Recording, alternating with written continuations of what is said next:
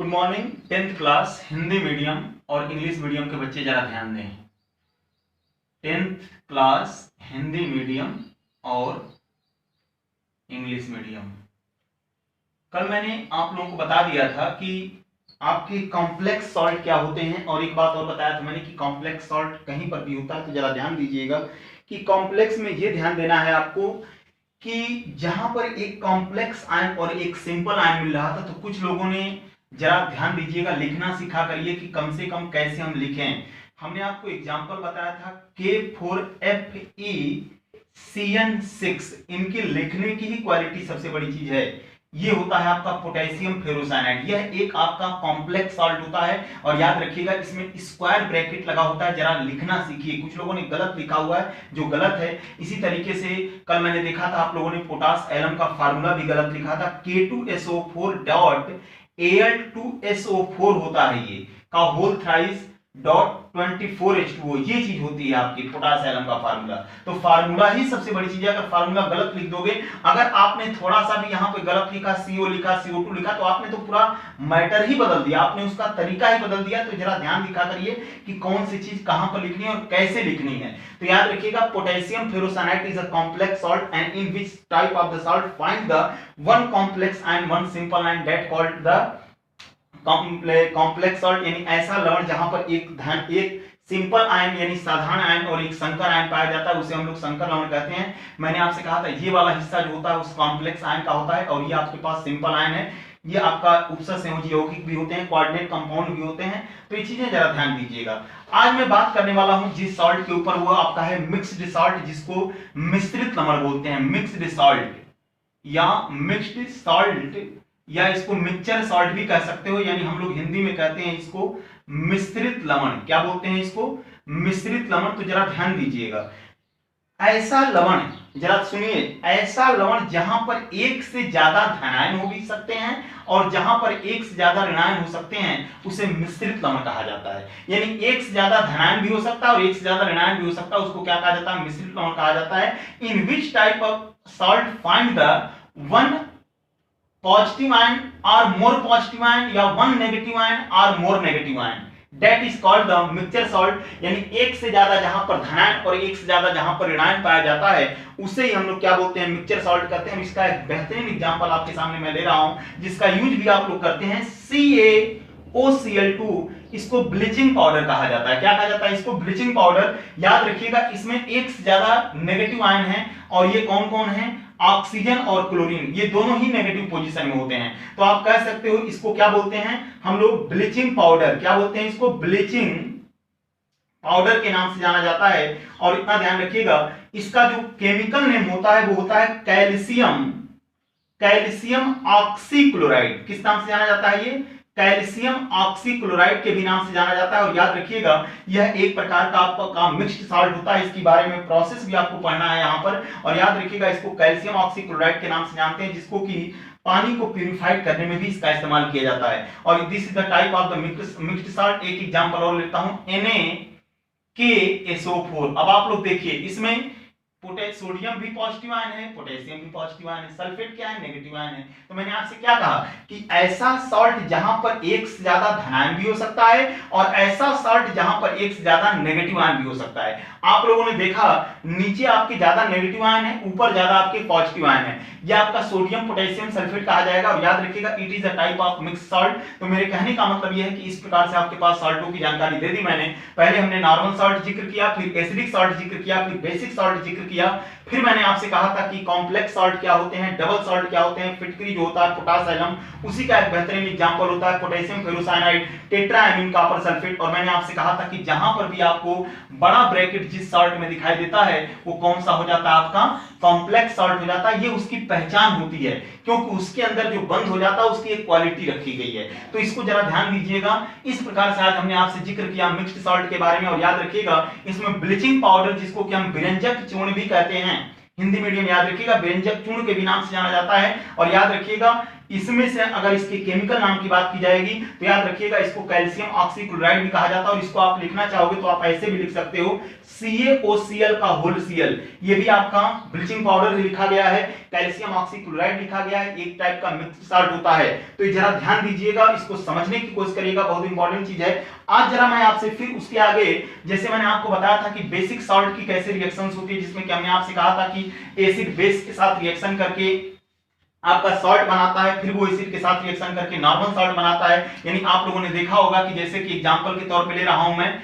Magnesium hydroxide अगर हमारे पास है और मैंने आपसे कहा था कि इसकी रिएक्शन अगर आप HCl के साथ करा देते हो, HCl एक हाइड्रोक्लोरिक एसिड होता है, it is a strong acid. तो आप लोगों ने सीखा था कि MgOH का होल Cl और प्लस आपका H2O निकल रहा था, ये हो रहा था आपका HOH निकल गया, OH का होल Cl निकल गया।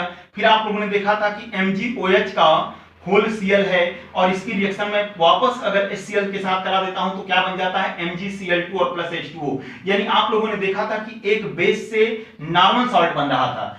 अब हम आज जिक्र करेंगे आपसे कि कैसे हम लोग इस्तेमाल करके एक बेस और एसिड से हमारा सिंपल, पहले आपका बनेगा जाकर के एसिडिक सॉल्ट और एसिडिक सॉल्ट से आपका बन जाएगा जाकर के एक नॉर्मल सॉल्ट। एग्जांपल के तौर पे लेता हूं, ये रिएक्शन ऑफ द लिख देता हूं मैं, reaction of acidic salt, reaction of acidic salt. याद रखिएगा एसिडिक सॉल्ट की रिएक्शन मैं आपके सामने देने जा रहा हूं। ये भी रिएक्शन उसी तरह चलेगी जैसे कि आपकी बेसिक सॉल्ट की चल रही थी। सबसे पहले मैं लिखता हूं यहां पर NaOH, क्या बोला जाता है इसको, सोडियम हाइड्रोक्साइड।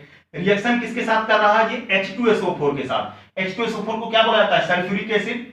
तीर का निशान बना दिया मैंने, तीर के निशान बना के नीचे यहां पर लिख दे रहा हूं, हो सकता है आपको उधर दिखाई ना दे। NaOH प्लस H2SO4 में लिख दिया मैंने NaHSO4। अब आप खुद पहचानिए यहां पर H लगा हुआ है कि नहीं लगा हुआ है। H से किसकी पहचान होती है, एसिडिक सॉल्ट की पहचान होती है, यानी इसको क्या बोलते हैं, सोडियम हाइड्रोजन सल्फेट। अब क्या बचेगा, देखिए NaHSO4, इसका एक H बचा कि नहीं हुआ, वो किसके संपर्क में चला जाएगा, OH के संपर्क में, क्या बना देगा, H2O। तो मेरे कहने का मतलब यह है कि ये आपके पास किसका काम करेगा, बेस का। इसने किसके साथ रिएक्शन किया, एसिड के साथ। बेस और एसिड मिलकर के कौन सा सॉल्ट बना रहे हैं, आपका एसिडिक सॉल्ट बना रहे हैं। कौन सा सॉल्ट बना रहे हैं, एसिडिक सॉल्ट। फिर क्या करिए आप कि इस एसिडिक सॉल्ट में वापस बेस मिला दीजिए। एसिडिक सॉल्ट में क्या करिए आप, NaHSO4 में वापस आप क्या करिए कि पुनः ये बेस मिला दीजिए। अब देखिए क्या करूंगा मैं, NaHSO4 लिया है मैंने, इसको सोडियम हाइड्रोजन सल्फेट कहा जाता है, it is a type of acidic salt. इसमें वापस मैंने बेस मिलाया। अब जरा देखो क्या बनेगा, यहां पर क्या है, Na2SO4, H और OH मिलकर के क्या बना देंगे, H2O। यानी हमारा क्या बन जाएगा, Na2SO4 और Na2SO4 को क्या बोला जाता है, सोडियम सल्फेट। ये बताइए नॉर्मल सॉल्ट है कि नहीं है। तो मेरे कहने का मतलब यह है कि वही तरीका हमने अपनाया और आप लोगों ने देखा कैसे एक बेस और एसिड मिलकर के पहले इन्होंने एसिडिक सॉल्ट मुझे दिया। और मैंने आपसे क्या कहा था, एसिडिक सॉल्ट की सबसे बड़ी पहचान ये होती है कि जहां पर भी एसिडिक सॉल्ट होता है उसमें क्या लगा होता है, H लगा होता है। फिर मैंने क्या किया कि इस एसिडिक सॉल्ट को वापस मैंने इसमें बेस मिलाया और एक स्ट्रॉन्ग बेस मिलाया है मैंने सोडियम हाइड्रोक्साइड, जिसको कास्टिक सोडा के भी नाम से जाना जाता है। और याद रखिएगा इसके साथ रिएक्शन करके हमें क्या दिया, एक नॉर्मल सॉल्ट दिया। तो इस प्रकार हम लोगों ने देखा कि कहीं ना कहीं हम देख सकते हैं कि अगर थोड़ा सा भी रिएक्शन में बदलाव किया जाए, थोड़ा सा तरीका बदला जाए तो ये चीजें हमारे पास आ सकती हैं। यानी हम ये कह सकते हैं acid plus base is equal to acidic salt और acidic salt plus base is equal to normal salt. इसके पहले क्या सीखा था आपने, acid plus base is equal to basic salt और basic salt plus acid is equal to normal salt. तो मेरे कहने का मतलब यह है कि मैं इसका फार्मूला आपके सामने दोनों का रख दे रहा हूं, इसको नोट कर लीजिएगा। इस प्रकार से हम कह सकते हैं कि कहीं पर भी अगर कुछ लिखा हो, देखिए 3 फार्मूले यहां पर बन के आएंगे आपके पास। तीनों फार्मूले जरा ध्यान दीजिएगा। पहले हमने लिखा है यहां पर acid plus base is equal to salt, ठीक। फिर क्या करेंगे आप, एसिड प्लस बेस, ये तो कॉमन रहेगा, is equal to basic salt. Basic salt Hindi medium को बता दे रहा हूं मैं, बेसिक सॉल्ट यहां लिखेंगे हम, बेसिक सॉल्ट और plus acid is equal to normal salt. Normal salt formula बेटा बहुत ध्यान से ध्यान रखिएगा आप लोग। आगे आइए, ये हो गया आपका।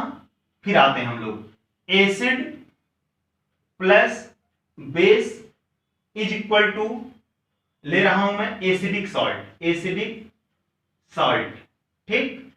और फिर क्या कर दिया मैंने, एसिडिक सॉल्ट प्लस बेस ले रहा हूं। देखिए दोनों में अंतर, बेसिक सॉल्ट प्लस एसिड था, यहाँ बेस ले रहा हूं, is equal to normal salt. इस प्रकार से भैया जो फार्मूला था मैंने आपके सामने रख दिया है, जरा ध्यान दीजिएगा। Acid plus base is equal to salt, acid plus base is equal to basic salt, basic salt plus acid is equal to normal salt, acid plus base is equal to acidic salt, acidic salt plus base, जिसका example अभी बताया मैंने NaOH और H2SO4 को लेकर के, base is equal to normal salt. तो इतना ध्यान रखिएगा कि कैसे हम रिएक्शंस को समझे, जितना आप दिमाग लगा सकते हो, बहुत आसान सी चीजें हैं। याद रखिएगा, जहां नॉर्मल सॉल्ट होता है वहां प्लस और माइनस होते हैं, प्लस और माइनस होते हैं। जहां बेस होता है वहां OH माइनस यानी हाइड्रोक्साइड आयन होता है, और जहां एसिडिक सॉल्ट होता है वहां H प्लस होता है। तो इस प्रकार से आप लोग कह सकते हो अम्ल प्लस क्षार इज इक्वल टू लवण, अम्ल प्लस क्षार इज इक्वल टू क्षारीय लवण, क्षारीय लवण प्लस अम्ल इज इक्वल टू सामान्य लवण, अम्ल प्लस क्षार इज इक्वल टू अम्लीय लवण, अम्लीय लवण प्लस क्षार इज इक्वल टू सामान्य लवण। तो इस प्रकार से हम लोगों ने देखा कि कैसे सॉल्ट की पहचान होती है, कैसे इसको हम कर सकते हैं। एक आध रिएक्शंस और आपके सामने पेश करता हूं मैं, जरा ध्यान दीजिएगा। कुछ रिएक्शंस लगभग हमने आपको बता दिए हैं, कुछ रिएक्शंस और रह गई हैं। जैसे एक बात और ध्यान रखिएगा, जैसे आपके पास फेरिक क्लोराइड है, सिंपल सी बात है कि जरा ध्यान देना, अगर आपके पास फेरिक क्लोराइड है, फेरिक क्लोराइड का फार्मूला क्या होता है, FeCl3।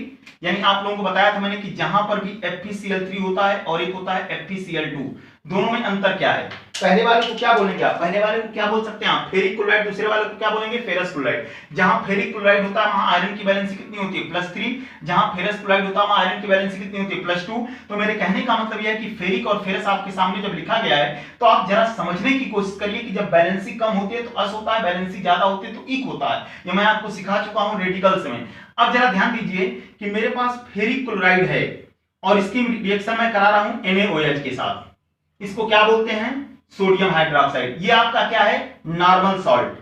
नॉर्मल सॉल्ट, क्या इसमें H और OH लगा हुआ है, नहीं लगा हुआ है, नाम क्या है इसका, फेरिक क्लोराइड। अब बताओ प्लस वाला किसके पास जाएगा, प्लस का चार्ज जिसके ऊपर होता है +3 होता है, इसके ऊपर OH माइनस होता है। ये बताओ इसके पास +3 है तो बैलेंस करने के लिए यहां पर भी तो 3 चाहिए। यहां पर क्लोरीन 3 बार है, सोडियम कितनी बार है, 1 बार है। तो जाहिर सी बात है 3 क्लोरीन क्या 1 सोडियम को ले सकता है, नहीं ले जा सकता। इसलिए हम क्या करेंगे, 3 NaOH कर देंगे और यहां पर क्या करेंगे, FeOH का होल थ्राइस, क्योंकि आप देख रहे हैं आयरन की वैलेंसी कितनी है, 3 है, OH की में जाएगी, OH की वैलेंसी कितनी होती है, 1 होती है। क्या बन गया आपका, फेरिक हाइड्रोक्साइड और +3 NaCl। इस प्रकार से रिएक्शन हमारी कंप्लीट हो जाएगी। याद रखिएगा FeCl3 + 3 NaOH is equal to FeOH का होल थ्राइस +3 NaCl। और याद रखिएगा फेरिक हाइड्रोक्साइड का रेड ब्राउन लाल भूरा PPT आता है। PPT का मतलब अवक्षेप, इसका लाल भूरा अवक्षेप आता है फेरिक हाइड्रोक्साइड का, हिंदी मीडियम याद रखिएगा, रेड ब्राउन PPT बोलते हैं इसको। और मेरे कहने का मतलब यह है कि फेरिक क्लोराइड ने सोडियम हाइड्रोक्साइड के साथ रिएक्शन किया और क्या बना के दिया हमें, फेरिक हाइड्रोक्साइड। फार्मूला क्या होता है, FeOH का होल थ्राइस, NaCl को हमने बाहर कर दिया।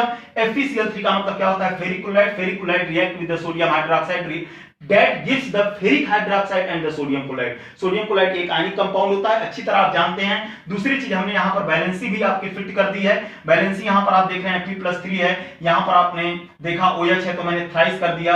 यहाँ पर क्लोरीन 3 बार था, मैंने देखा कि 1 बार है, 3 बार करके सोडियम को बैलेंस कर दिया। तो इस प्रकार से रिएक्शन आपके सामने कंप्लीट हो जाएगी। इसको ध्यान रखिएगा, समझने की कोशिश करिएगा, फिर इसके बाद हम आगे कल आपसे चर्चा करेंगे। और सॉल्ट मैंने आज खत्म कर दिया, एसिड बेस भी लगभग खत्म कर दिया है। जो चीजें बची होंगी वो आपको बताई जाएंगी। Thank you.